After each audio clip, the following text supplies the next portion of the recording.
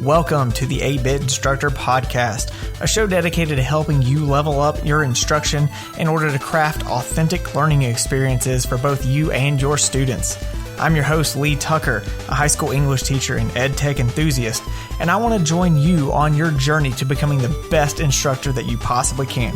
So if you're ready, grab your adventuring gear and let's get going.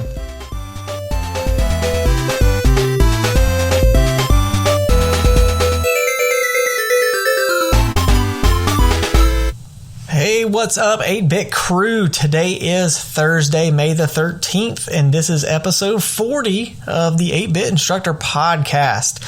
We are wrapping up this school year, folks, and I've got a couple more episodes left in me before the end of what I'm going to call season 1. And so this week, we're looking at some things dealing with some ideas for Summer PL for those of you who might be interested in doing some of that. And then next week, I've got a special guest for you, and then we'll have the final episode wrap up the week after that. So before we get into the boss battle, we're going to take a look at a little bit of news and updates from around the education world. First of all, there are some new updates for Formative. So Formative has one small change for essay questions. They're now going to be called free response. So if you use Formative and wonder where the essay questions go, that is going to be free response now. Some new premium updates. If you are part of a premium or district account, there's going to now be a math keyboard available in the show your work section. That's in beta right now. So there's just a little symbol that you can click on. It pulls up a math keyboard for you. Students are going to be able to see the same score threshold as teachers now. So if you know on the question answers, especially if it's a range, it's not just either red or green. You can have some that's yellow and orange and all that. So what you see as a teacher on your dashboard with those different color coding systems, the students will be able to see that as well. Also, premium members will be able to add file uploads of less than 100 megabytes for all question types. So you'll be able to upload basically anything, any kind of document or image, as long as it does not exceed that 100 megabyte limit. And then the last new premium feature that has come out in May is the ability to drag and drop anything into questions. So previously you had the little blue button to add. Now in that space, you can just drag a document in there. So again, quick time saver all around. For all users, there are some new features available as well. So one is when you add an image in that little image module, now you have an option to draw something. So if you want to use, your mouse to draw a very, very weird looking picture because it's so difficult to draw something with a mouse, but you can do that now. So you can draw your own pictures if you want to in there. There are also going to be some improvements for students on their kind of home dashboard to see what assignments still need to be completed. So now the only buttons that are going to have those big blue buttons is going to be anything that needs to be completed. So if they have submitted it, the blue button kind of goes away and it'll say submitted in that place. So again, visually, just that little blue button will help them see what they need to do a little bit easier. And then another feature for visibility's sake is the new improved audio player. Everywhere where there's going to be an audio to play, they've got this new improved player where you have the toolbar rather than just the circle with a triangle for play in there. It's got the whole timestamp feature and all that in there, just to make it again easier to see that there is audio that goes along with that question or with that feedback. Wakelet has introduced a new feature for teachers, and that is the ability to import and create student accounts from Google Classroom and Clever. So if you've used a lot of different websites, that Google Classroom import is a huge feature. Now that's available in Wakelet, so you can set that up and create those accounts for your students, and it's designed to have some more privacy and security features that keep students a lot more safe online. So they're looking at that as a way to help, especially like younger students who might be more at risk, to be able to use Wakelet without having to worry about those privacy issues. And finally, we've got some Google News. So one is a new feature in Google Docs that allows you to see editors on specific changes. So if you highlight a section of text and then right click on it, there's an option that says show editors. And when you do that, it's going to give you a list of any editors and the timestamps for those edits with that particular selection. The only issue is that this is an Education Plus feature. So if your district is not on the Education Plus, you're not going to see this. But if you are on that, then you should see that, if not already, in the next few days. One new feature from Google that is available to everybody is some more options for customizing chart lines and fill styles in Google Sheets. So when you create charts, now you've got some more modification options. You can adjust color, opacity, line dash styles, line thickness in there. And this is something that it was already started to roll out on May 7th, and they said this could be an extended beyond 15 days. So if you haven't seen it already by now, then it might be another week or two before you see that in your domain. Well, that will take care of news and updates for this week. So let's go ahead and pop open the treasure chest and see what we've got this week. So my tip for this week is it's not necessarily something new that I haven't talked about on the podcast, but it is a new feature that I did want to highlight, and that is the new feature in Google Classroom for rich text formatting. And the one that I really want to focus in on is the ability to bold, highlight, or italicize text. And the reason that I say that is because this is a great way in Google Classroom to highlight certain key ideas that you want to make sure students pay attention to.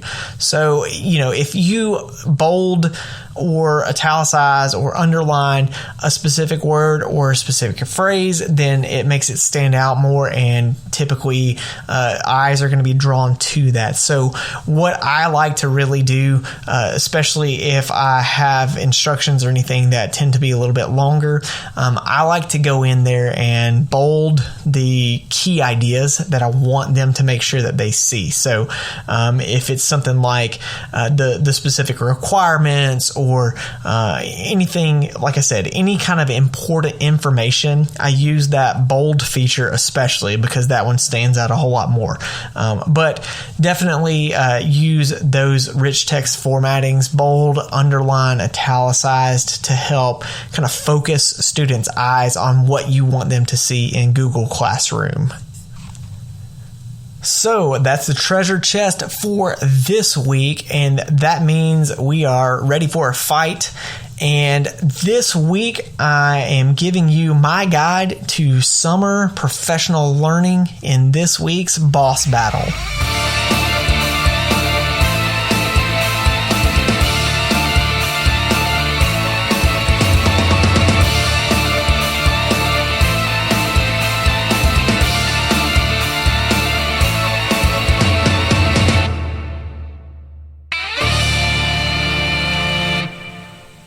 With summer quickly approaching, many of us are hitting that kind of end of the year wrap up routine. And for a lot of us, that means looking into things for next year.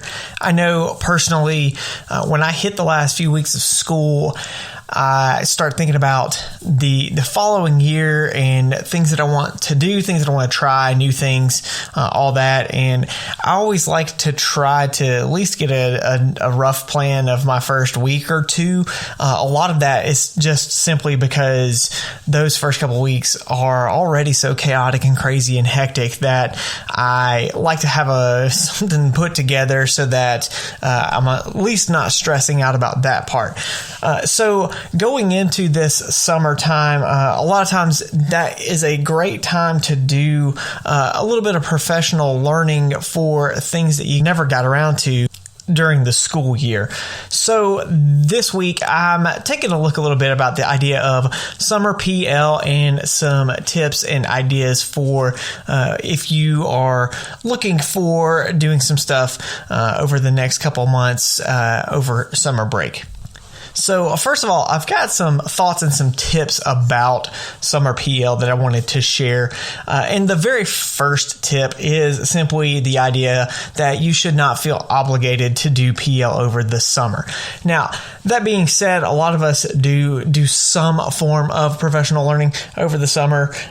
So that is a little bit different. This is not like the required professional learning stuff that we tend to have to go through in our schools. But I do want to, make it clear that it's not an obligation thing, which I know a lot of people kind of look at, but I think some teachers feel obligated to try to do professional learning or do some reading or do work over the summer, and almost feel guilty when they don't do that. And that's one of the main tips that I wanted to throw out there is, especially after this year, we are worn out. We are just extremely exhausted. And there are probably a lot of us out there that just simply need to take time to rest and to relax. So first things first, none of this should be an obligation. Okay.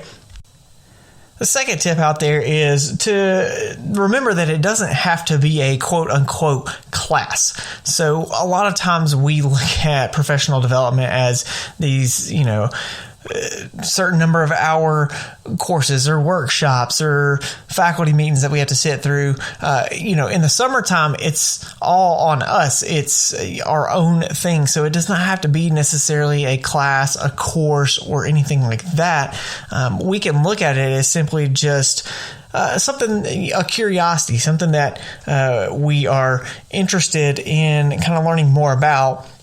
Which brings me to tip number 3, and that is simply find something that you've been wanting to learn or wanted to try.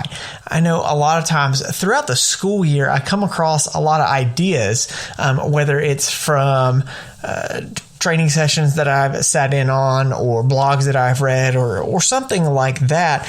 But in the middle of the school year, it's either something that is, complex and I don't have time to work through it, or it's something that is maybe a great idea that I want to try, but it's something that I need to implement at the beginning of a school year. So I kind of push it off until later. And then a lot of times I might come back to that during summertime to kind of work through it to integrate into my classroom in August. So find those things, the stuff that you come across that kind of like, that sounds like a great idea. I'd love to do that, but I just don't have time right now, or, whatever. So find something that you want to learn, make it valuable to you and something that is practical for your classroom. Tip number 4, make it low stakes and make it something enjoyable. Enjoy your learning. So the best thing about doing Summer PL is you can kind of do it wherever you want. For me, I love laying in my hammock in the summertime and just laying underneath the trees and swinging around. And a lot of times that's when I'll have a book that I'm just kind of working through. And yes, I might be reading and learning stuff for my job, but I'm doing it in just a beautiful outside kind of space where I feel very relaxed and not stressed out. And so it makes it a lot more enjoyable. Also, you can bring in a little fun reward kind of system. If you finish reading this chapter or finish doing this lesson, you'll reward yourself with something. Again, just looking at things to make it less work and more just kind of the enjoyment of learning. And tip number 5 is simply sometimes it's better to just go deeper with something that you already know rather than trying to learn something completely brand new. So there are a lot of stuff, especially if some of the stuff that you're wanting to learn is technology type stuff. There's almost always a deeper side of things that you could do. So, if Google is your thing, maybe you look at digging deeper into some of the things that docs or slides or sheets can do that you've not really utilized this far, and then kind of digging in deeper with that. So those are just a couple of quick tips about just the idea overall of Summer PL. And the next thing I wanted to do is just throw out some ideas and some options of things that I have done, things that I've come across that could be great opportunities for you, or possibly even sparking some other ideas of things that you could do. So the first place I want to start is with a little bit of ed tech stuff, and I came up with 5 different kind of ed tech certification, professional learning kind of courses that would be very beneficial to most teachers and utilizing that in their classroom. And apparently I was all about 5 today because I had 5 tips. I've got 5 ed tech ideas, and then later on I've got 5 other good reads for you. But first thing, the first ed tech thing I would throw out there is looking into Google certifications. So Google has a level 1 and a level 2 certification for educators. And if Google is something that you use a lot, if it's something that your district is on, then I definitely highly recommend looking into the level 1 training, because it gets into a lot of the basics that Google can do, but also a lot of things that are helpful in the classroom, a little bit more than just basics that you may not realize you can do. And then obviously level 2 takes it a little bit further and gives you more with some of the other apps out there than just the standard docs, slides, and sheets kind of stuff. The second thing is looking into the Adobe Creative Educator stuff. So if you go to Adobe's education site, they've got a couple of different courses, a level 1 and a level 2 kind of creator. I did these a few months ago with some of the Adobe education people, and it was a really great 2 sessions that go through Adobe Spark, which I had talked about on a previous episode.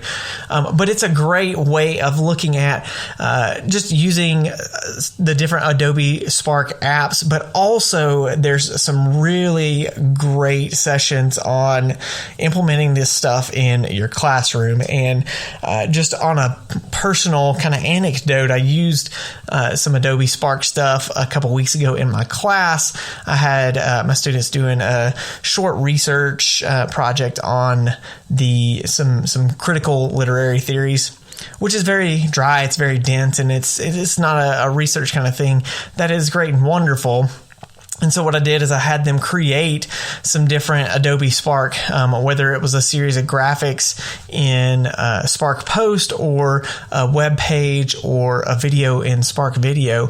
And they did a really, really great job with it. And actually, I got a lot of positive feedback about the assignment overall. And I thought, man, like they were really enjoying this really dense, really dry research kind of project. And a lot of it had to do with that creativity. So I definitely recommend looking into the Adobe Creative Educator certifications. And then, of course, if your school domain is a .edu or the like K12.state.gov or whatever that end is, you can get a single teacher account for free if you are not on a edu or a school domain. If it's just like ours is a .com one, then your IT administrator would have to deploy that for the whole system, so you'd have to talk with them. But there are still some really great things that Adobe can do, so definitely check that out. All right, the third one that I have on my list, if you're looking for some really shorter, like kind of PL sessions, check out some stuff on Edpuzzle. Edpuzzle has a teacher section that you can do lots of different certifications, and you'll go through kind of like video series to learn about lots of different types of things. And, you watch through Edpuzzle videos and answer questions and do lots of stuff, and you can get certification badges and all that. And they've got a wide variety of things. So you can do one on project-based learning. You can do one on gamification. You can do one on diversity in the classroom. So there's a lot of different things that you can do. So if you want, a shorter one that's you can, short at a time. These videos are only about 5 minutes at a time, so you could do those while you're waiting in line somewhere or whatever, and learn a little bit more about that. So check out the Edpuzzle certification series. That's a really great one too. Number 4 on the list is Flipgrid certification. So if you've used Flipgrid before, you know how easy it is. But they do have some like level 1, level 2 certification kind of things where you'll go through some stuff and produce some videos and all that about things like student voice and some of their other key concepts in their app. And you can go through those pretty easily. But again, it gives you maybe a little bit more understanding of what you can do with Flipgrid and ideas for their use in class, other than maybe kind of the standard things that you would initially think about. And number 5 on the list would be Screencastify. So Screencastify, easy way to record screencasts, and the membership for that's even pretty affordable. It's only about like $27 a year. But they have 2 different courses. There's the Screencastify Genius and then the Screencastify Master courses. And these are some different courses that take you through not just what Screencastify can do, but again, it gets into a little bit of pedagogy and different ideas and ways that you can use them in class, how you can app smash them with other apps and all this kind of stuff. And it's a great way to kind of deepen your understanding of Screencastify, again, beyond that just kind of standard basic knowledge.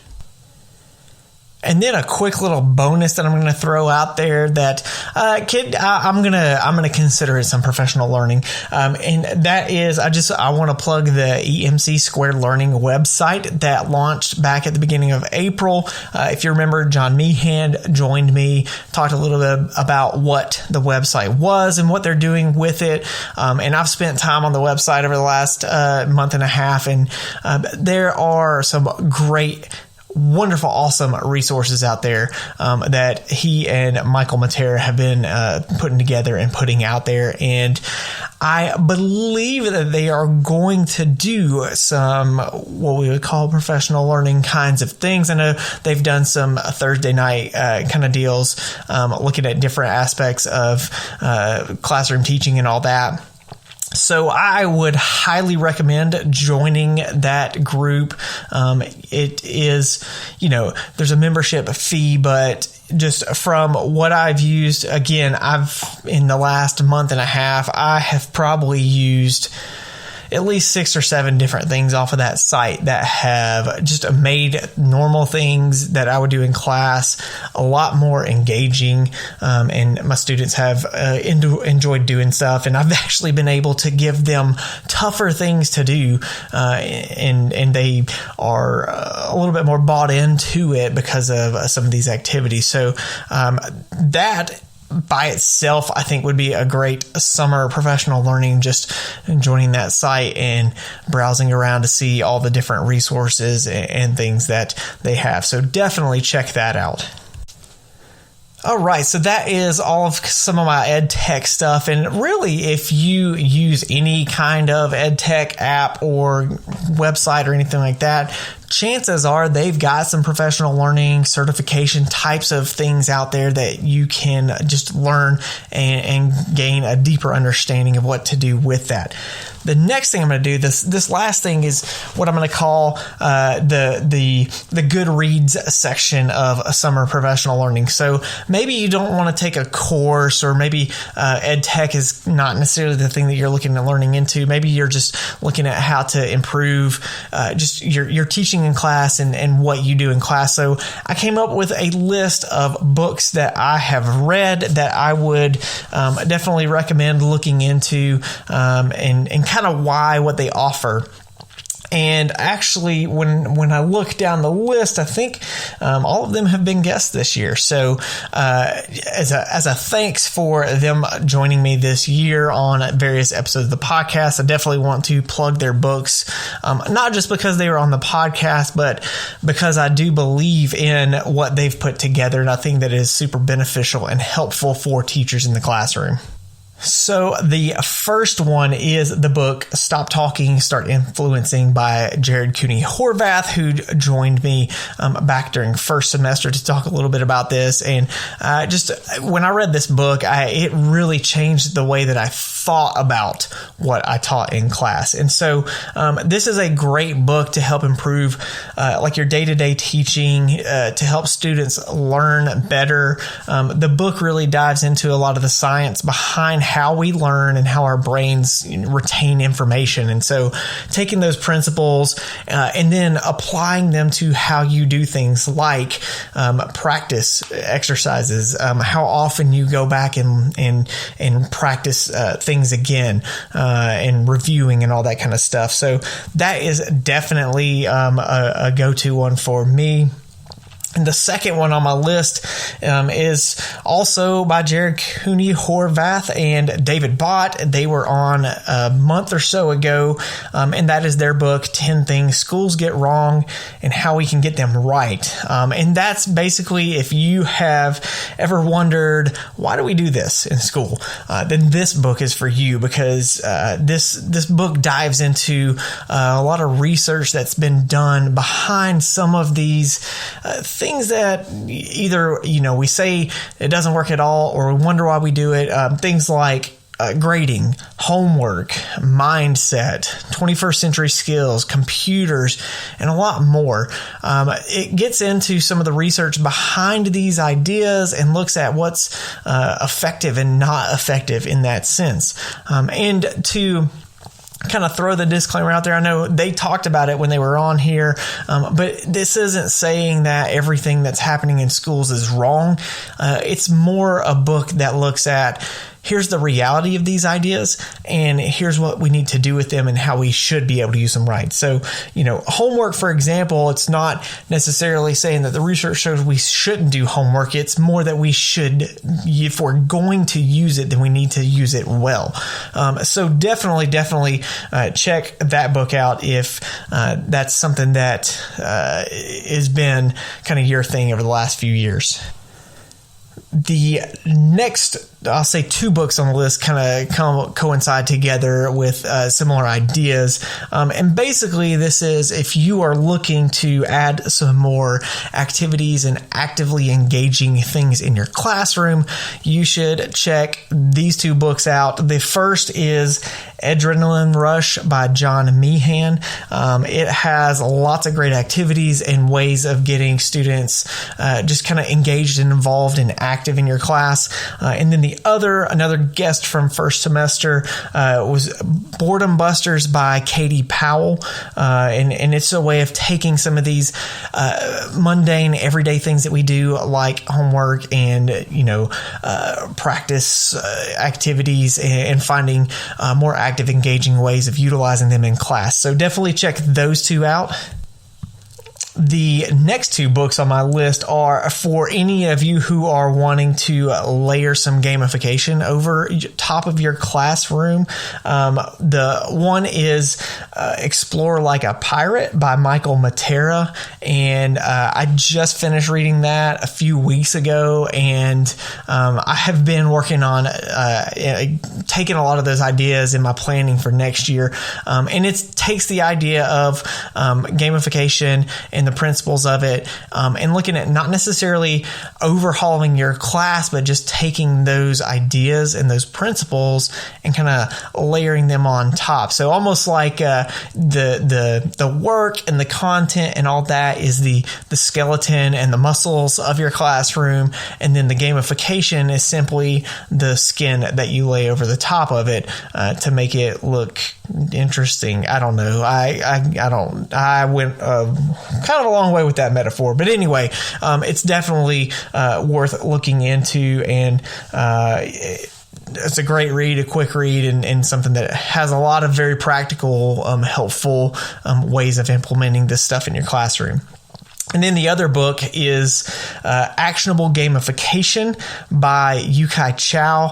Yukai was on back early in one of the early episodes, and he talked about a little bit about this idea, his Octalysis kind of idea of 8 key elements of game design that keep players coming back and keep players engaged in the game. So if you are looking at doing gamification stuff, I think reading that book and looking at those 8 key principles is something that you can constantly come back to make sure that things that you're doing are being effective. So definitely check those 2 out. The last one on my list, this is, if grading is kind of your thing and you're looking at, other options. I've always been frustrated by grades and the way that we do them. And also if the idea of, biases in education, of gender and racial biases and all that is kind of your thing, then definitely check out the book by another guest from first semester, Asao Inoue, and that book is Labor-Based Grading Contracts, Building Equity and Inclusion in the Compassionate Writing Classroom. And the book is definitely geared towards writing types of classes. So if you're ELA, I think this is definitely something to look into. But at the same time, I think there are some really great principles in that book that can apply to most any other classroom. And to be kind of transparent about all this, I did this labor-based grading system this year in my classroom. And I did it. I had a few sections of honors, freshmen, sophomores, and then I had a couple of sections of seniors who are struggle in English and language arts. And one of the things that I noticed about doing this year, 2 things that really stood out to me. One is that my students who struggled in both types of classes, the students who struggled with the content did very well, because it rewards them for working hard and going above and beyond and all that. And I saw a lot of growth in them, content wise and skill wise. And then the other thing that I noticed that I really like that has also been kind of a point of frustration is doing this kind of grading really pushed my higher end students, my accelerated students, the ones who are used to just getting A's without having to try. It really pushed them past their limits and made them work for what they wanted to. So I saw a lot of positives from that, and definitely if that is something that you would be able to do in your classroom, I would highly recommend it. The other side of that book is also that it dives into a lot of the biases that are kind of inherent in the education system. And so I think just from the sense of being a compassionate, empathetic, understanding teacher to all of your students, I think that book is very helpful. And of course, I got a bonus book to throw at you as well. It's not I'm not going to say not necessarily a published book, but it's another one that Asal is putting out there. And it's a blog book that he is releasing kind of piece by piece on his blog. And that book is called What It Means to Be an Anti-Racist Teacher, Cultivating Anti-Racist Orientations in the Literacy Classroom. And it's a book designed for high school ELA teachers. So if you are a high school ELA teacher, I definitely recommend checking this out. And I am going to try to get him back on in the fall to kind of talk about this book and this project a little bit more too, just in the sense of helping us understand and allowing all of our students to have the potential to be successful in our classes. So that is definitely another great read that I would highly recommend out there as well. So that is kind of my overview of summer professional learning, and hopefully it gave you some ideas of things that you can do to help you out when you come back into the fall.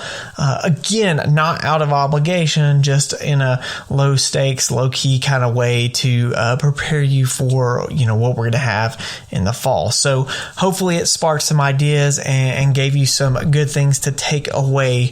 And that will wrap up this week's Boss Battle. Up next is going to be our question of the week.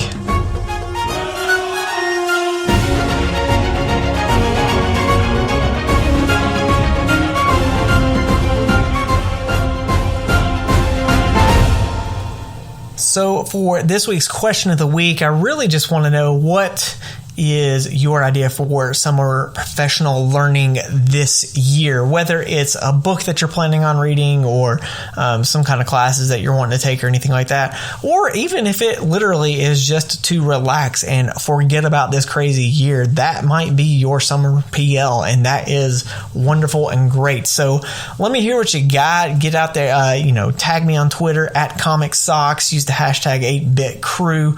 I'd love to hear your ideas. As for me, my big summer PL goal is some gamification stuff. I've been reading a lot into it and learning more about adding some of that stuff into my classroom. So that's my big goal, is to work on getting some of that gamification overlay, which is also something that you will hear about on next week's episode. But I'm not going to give away my special guest just yet. Except that you'll be able to see, because I'll be probably tweeting about it some next week. So if you follow me on Twitter, you'll see some ideas about who my special guest is. But let me know what your summer PL goals are. Well, that will wrap up this week's episode. Thanks so much for listening. I really appreciate all of the support out there. Make sure to subscribe wherever you get your podcasts: Apple, Google, Spotify, Stitcher. I'm everywhere, even on YouTube. So check those out. Make sure you share the podcast with somebody who you think could benefit from listening.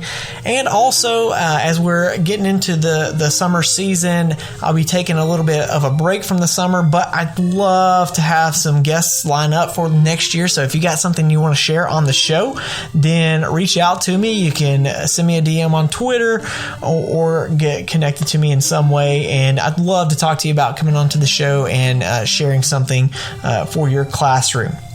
So stay safe. I'm proud of you, and I'm proud of the work that you're doing. Keep getting out there and keep giving it your best, and keep leveling up your teaching craft. And as always, until next week, may your swords stay sharp and your shields hold strong.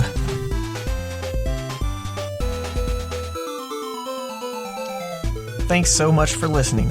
Be sure to subscribe wherever you get your podcasts, and check out the 8-Bit Instructor YouTube channel for EdTech tips and tutorials, as well as other content on my website, 8bitinstructor.com. And of course, don't forget to follow me on Twitter at Comic Socks and use the hashtag 8bitcrew. See you next week.